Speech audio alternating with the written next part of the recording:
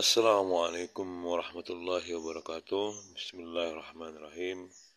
Alhamdulillahirabbil alamin. Allahumma shalli ala sayyidina Muhammad wa ala ali sayyidina Muhammad. Jumpa kembali di channel Tanzal 2419 di hari Sabtu tanggal 31 Agustus tahun 2024. Yang sebentar lagi akan berakhir, ini Agustus tahun 2024. Dan kita akan menginjakan kita di bulan September tahun 2024. Alhamdulillah, semoga semuanya bisa sehat walafiat ya teman semua, dan kita bisa melanjutkan hidup kita ini dengan penuh keberkahan. Amin amin ya Allah ya Rabbal alamin. Di pagi hari ini, sebelum kita beraktivitas, yang mau berangkat kerja ataupun yang libur ataupun apa yang mau berangkat ke pemancingan atau mau berangkat ke sawah, mau berangkatlah beraktivitas, semoga semuanya dimudahkan segalanya. Amin amin ya Allah ya Rabbal alamin. Jadi di video kali ini kembali kita akan mereview atau mengulang setelah tadi kita mendengarkan ceramah dari Kiai Muhammad Bahit. Semoga kita mendapatkan sesuatu yang bermanfaat. Ini ada sedikit nih, ada ulasan catatan kecil yang mudah-mudahan nanti bisa bermanfaat bagi saya khususnya, dan mudah-mudahan bagi teman-teman lah, ada yang nyangkut gitu ya. Jadi ini dikupas oleh Kiai Muhammad Bahit tentang dengki, bahayanya dengki ya. Tapi terlebih apa itu dengki? Dengki itu yaitu menginginkan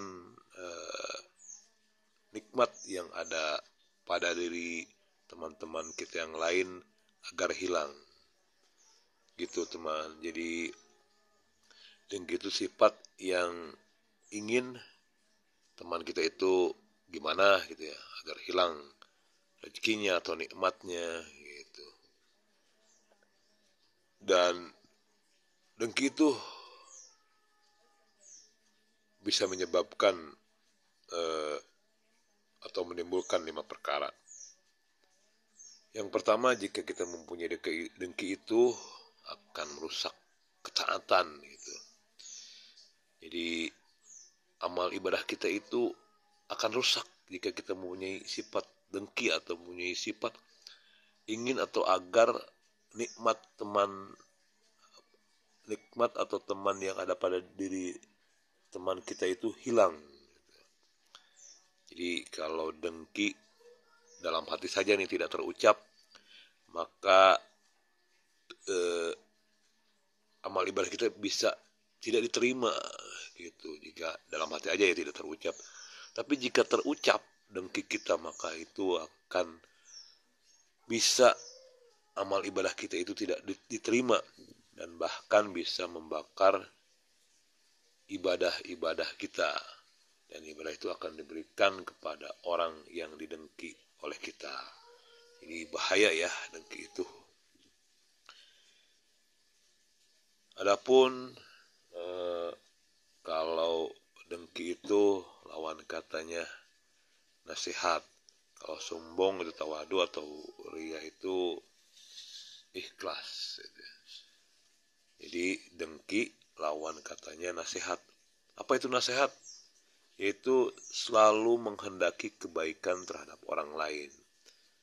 Jadi senang gitu kalau orang mendapatkan kebahagiaan itu. Jadi dengki juga maksudnya nasihat itu bukan hanya ceramah ya, atau orang atau Pak Ustadz berbicara. Jadi nasihat itu diartikan selalu menghendaki kebaikan atau atas orang lain. Kemudian yang Kedua, jika kita mempunyai sifat dengki itu bisa menimbulkan atau kita itu bisa melakukan kemaksiatan yang lain seperti memfitnah orang, olok-olok ataupun menyakiti, menggibahnya, dan bahkan bisa membunuhnya gitu. Karena orang yang dengki itu disejajarkan oleh Allah Subhanahu wa taala sama seperti tukang sihir, dan orang dengki itu dijajarkan sama seperti setan gitu. Dan yang ketiga, efek dari mempunyai sifat dengki itu yaitu kita akan menjadi susah, menyusahkan, payah dan prihatin, dan tidak ada gunanya gitu. Karena jika kita mempunyai dengki, kita hanya mempunyai perasaan tidak senang jika orang lain mendapatkan nikmat, itu akan sia-sia, itu akan hanya membuat kita sengsara. Jadi gitu. Yang ketiga itu, jika kita mempunyai sifat dengki akan menyusahkan diri sendiri gitu. Karena kita memikirkan hal tentang kenikmatan yang dapat orang lain sehingga kita akan sakit, atau memikirkannya lebih dalam lagi, aduh mungkin sakit hati ini. Jadi orang yang dengki itu akan menderita jika orang mendapatkan kenikmatan. Dan yang keempat, orang yang dengki itu akan dibutakan hatinya. Jadi susah untuk memahami hukum-hukum Allah. Perkataannya itu akan ngawur, tidak benar, karena ia tidak memahami tentang hukum-hukum Allah. Dan ini kebalikannya nih, jika orang yang mempunyai dengki tadi dibutakan ya hatinya, tidak susah untuk memahami hukum-hukum Allah.